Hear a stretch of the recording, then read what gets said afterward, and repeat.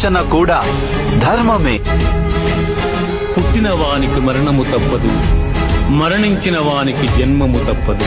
నేనే సత్యాన్ని, జ్ఞానాన్ని, ధర్మాన్ని. నా అనుమతితోనే మీరు యుద్ధం చేస్తున్నారు, నా అనుమతితోనే మీరు జీవించి ఉన్నారు, నా అనుమతితోనే మీకు మృత్యువు ప్రాప్తిస్తుంది. ఏ కాలమున ధర్మమునకు హాని కలుగును, అధర్మము వృద్ధి నుండును. ఆయా సమయముల యందు శిష్ట రక్షణ, దుష్ట శిక్షణ, ధర్మ సంరక్షణముల కొరకు ప్రతి యుగమున అవతారము దాల్చుతున్నా. పొగ చేత అగ్ని, మురికి చేత అద్దము, మావి చేత శిశువు ఎట్లు కప్పబడును, అట్లు కామము చేత జ్ఞానము కప్పబడి. దుఃఖములు కలిగినప్పుడు దిగులు చెందని వాడు, సుఖములు కలిగినప్పుడు స్పృహ లేనివాడు, రాగము, భయము, క్రోధము పోయినవాడు స్థితప్రజ్ఞుడని చెప్పబడు.